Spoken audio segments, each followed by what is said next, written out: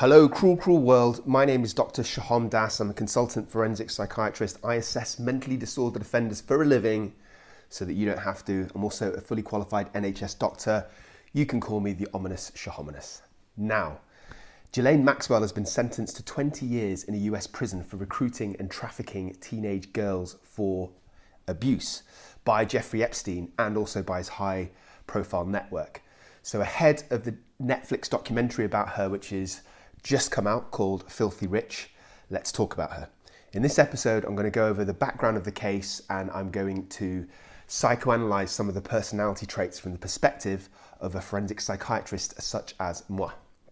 Also, we're going to talk about the fact that Ghislaine claimed she was coerced. So how does that work in theory in a criminal trial? And I'm going to slag off Prince Andrew at some point. Okay, quickly, let's do a summary of the case. So Maxwell was a very well-connected socialite, and when it surfaced, it was a shocking revelation, all this abuse, because it implicated Epstein, an immensely wealthy and powerful man. And Epstein was connected to dozens of household names, from Bill Clinton and Harvey Weinstein to Donald Trump, Prince Andrew, Kevin Spacey. In fact, never has an individual been in such poor company since that time you went out for brunch with Joseph Fritzl, Tommy Robinson and death. By the way, I've done a separate video on Tommy Robinson, psychoanalyze him and his personality traits. Always be plugging. As we all know, Epstein was found dead in his jail cell in 2019 before his case actually went to trial and he committed suicide. Yeah, right, as if he did. I've actually got another video, sorry about always being plugging, about whether or not I thought he committed suicide and the factors for this and against this, also on my channel, go check it out. However, Maxwell was his head of procurement and also his girlfriend, and she herself more recently faced her own 1 month long trial in June 2022, during which a number of victims gave evidence implicating her. And then there was this worldwide hunt and Maxwell was found and arrested by the FBI. During the trial, Ghislaine Maxwell made a statement in court directly addressing her victims as well as referring to herself as a victim. And she said, and I quote, "The terrible impact on the lives of so many women is difficult to hear and even more difficult to absorb in its scale and its extent. I want to acknowledge their suffering. I empathize deeply with all of the victims in this case. I acknowledge with that, I have been a victim of helping Jeffrey Epstein commit these crimes." She added, "Jeffrey fooled all of those in his orbit and that the victims considered him as a godfather, a mentor, a benefactor, a friend, a lover. It was absolutely unfathomable today to think this is how he was viewed contemporaneously. His impact on all of those close to him has been devastating. I'm sorry for the pain that you have experienced." Let's say that last bit again, the pain that you have experienced, not the pain that I have caused. And thus, a Psych for All Guys and Girls begins our psychoanalysis. So the first thing that really jumps out to me is this monumental sense of victimization. She's trying to put herself in the same boat as all the people that were abused, where she was very much the cause of it. And what do we call this in psychological terms? It's called an external locus of control, and it's very common in criminals, in defendants that I see. In fact, part of the psychology that would happen in prison or in a locked secure unit like where I work would be to try and tackle that, to get them to take responsibility for their actions, because you can't really rehabilitate somebody if they don't accept that they're guilty in the first place. So with this statement, obviously it seems like Maxwell did not take responsibility for the crime she committed. Remember, she was present during much of the abuse, and it felt like once again she was trying to do something that benefited her and was not about the harm that she caused. She didn't seem to care at all about the victims, is what I'm saying. As of the 28th of June, she was sentenced in a US prison guilty of enticing minors, sex trafficking children, and of perjury.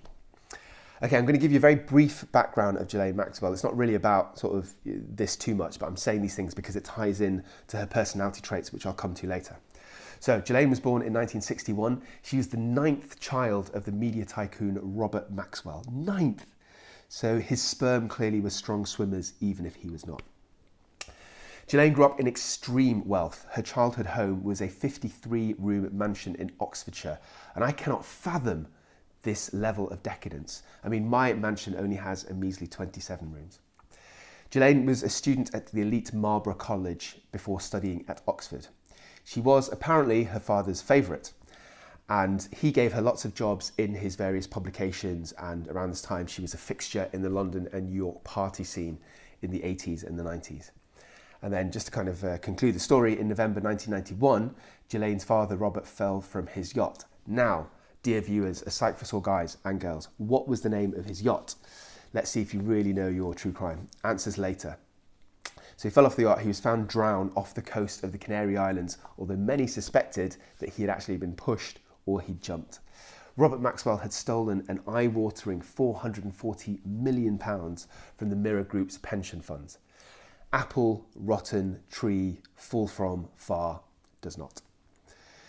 Ghislaine was Jeffrey Epstein's girlfriend, and the pair were in a romantic relationship for most of the early 1990s. Interestingly, both had other intimate relationships around that time, and unlike Ross and Rachel, they weren't even on a break. So Ghislaine was seen at many social functions. She rubbed shoulders with lots of famous people, infamous people. There's that photo of her and Donald Trump. She was at a party with him where he may or may not have gripped her by the particulars. And Epstein's employees knew Ghislaine as the lady of the house, which I think has a better ring to it than the sex trafficker of the manor. She was basically in charge of hiring, firing and organising much of Jeffrey's staff. She managed his properties. Essentially, she was the woman in charge of his life. Interestingly, Ghislaine was also a long-time friend of Prince Andrew, the non-sweaty prince who may or may not have eaten in a Pizza Express in Woking. And she, in fact, was responsible for introducing him to Epstein in the first place. After Epstein was arrested in 2008 for soliciting a minor, Ghislaine was rarely seen with him again, so she's obviously very conscious of her image, loyalty, not one of her strong points. And then her name was suddenly being blasted all over the press when the Epstein scandal broke in 2019. Dozens of victims came forward implicating her, and when they started speaking out, her name, Ghislaine's name, was uttered repeatedly. Between 2015 and 2020, Ghislaine was battling approximately 8 civil lawsuits by victims of Epstein, and often it was a lawsuit against both of them together simultaneously, and many of which were settled financially out of court. So it's nice to see that even after their relationship had ended, they could still share some hobbies. In late June 2019, Ghislaine moved to a 156-acre property in New Hampshire until she was finally arrested in July 2020. And on the 28th of June 2022, Maxwell was sentenced to 20 years in prison and was fined $750,000, it's about £610,000 in UK money, for her crimes, with the judge stating that her actions had been, and I quote, heinous and predatory. Okay, before we move on, a psych for all guys and gals, let's go back to that question. I asked you, dear viewers, what was the name of Robert Maxwell's yacht? It was, of course, the Lady Ghislaine. If you got that right, buy yourself a cookie and you can bill me. Okay, let's get into some of the analysis. Well, something that jumps out to me is the very fact that she is a female abuser. This is extremely rare. In fact, in about 5% of those types of abuse cases are females. So let's look at the most interesting bit, I think. Let's look at Ghislaine's sort of personality. What are the factors that likely contributed? In terms of her background and her upbringing, the things that really stand out for me is obviously wealth, privilege. Netflix said it really well by the title of their documentary. She's filthy rich. Power, corruption, entitlement. So she grew up in this environment, not just from being rich, but also, from her father, his job and his personality and his criminal actions. Why is this all relevant? I think that she grew up in this environment where all of her proclivities and all her tastes were immediately catered for. So she wasn't just spoilt as a child, she was hyper spoilt. And I think this probably led to a tolerance to entertainment. So every whim was kind of fed immediately, and she viewed the general public as peasants. So because of this, her tolerance to being entertained was so low that she kept having to do more and more depraved things, including sexual things, just to give her a kick, basically, to give her a thrill. Of course, not everybody who is wealthy ends up like this. Take Rishi Sunak, for example. Shout out to Rishi, our Prime Minister. For all intents and purposes, he seems to be a nice guy. So I'm not just saying that it's the privilege, I'm saying it's the privilege amplified by natural personality tendencies that tend to be in keeping with antisocial personality disorder. I can't I can't diagnose her with this because I've not assessed her directly, but some of her behaviour indicates some of these traits. So for example, clearly she has a lack of empathy, lack of consciousness, lack of guilt. She's impulsive. She doesn't care about the rights and wrongs of other people. She's got no social conscience. She won't learn from her mistakes. She's quite impulsive, possibly quite aggressive. Her needs and her wants and her rights are placed well above any potential victims or anybody else. On top of all of those things, I think she's also got personality traits outside of antisocial traits, such as thrill-seeking, a risk taker, I think a proneness to boredom, and therefore a need for stimulation. So what I'm saying is I think it's a combination, it's a layer, it's like a mixture, smorgasbord of all of these likely personality factors.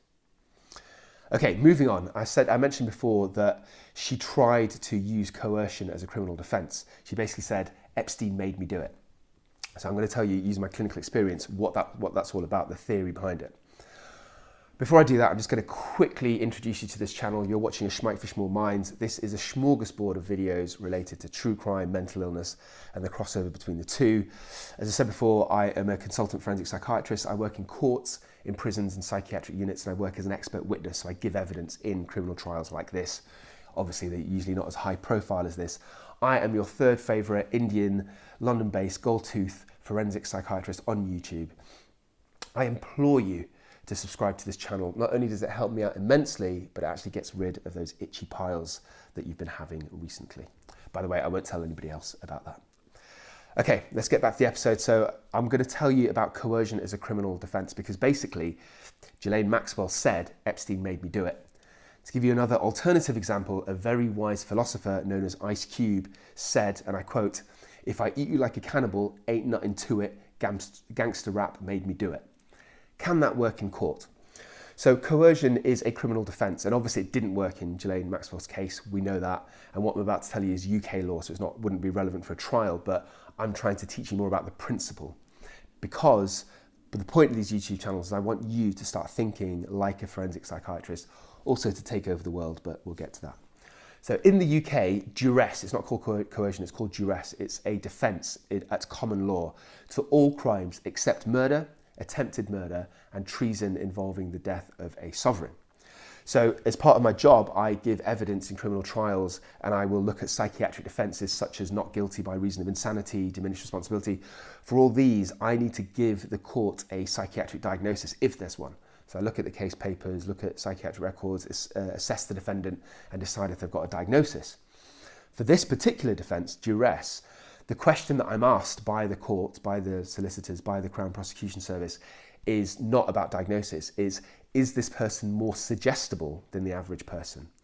And then I say, yes or no, and these are the reasons, factors why, and then the court decides, not me, the court decides whether the defence holds up or not. And it's not automatic. Just because I say they're more vulnerable, that doesn't mean that in this particular exact context, they were under duress. That is up to their defence, the defendants, solicitors, their barristers, their defence team to prove. So it's a very, very quick example. Recently I gave evidence in a case of a drug dealer who had autism. So he was obviously quite suggestible. He'd been sort of coerced, manipulated, tricked by this other gang in these county line drug deals. So he had his level of functioning was quite low. And I thought his autism made him more suggestible. And then the defence proved that he was under duress and he got a reduced sentence. But what does that actually mean? What's at the core of duress? Like that stew your mother forgot about and left on the stove, I'm about to boil it down for you. Basically, the court asks and answers this one basic question for the defendant, which is this. Was the defendant impelled to act because, as a result of what he reasonably believed the coercer had said or done, he or she had good cause to fear death or serious injury? So the reason I'm telling you this is clearly from that definition, we can all see that there's no duress defence in Maxwell's case. Again, this is UK law, but I'm just talking hypothetically. Because no matter how good her defence team is, there's no way that she could say that she was fearing death or serious injury. This abuse occurred over lots of different separate occasions over a long period of time.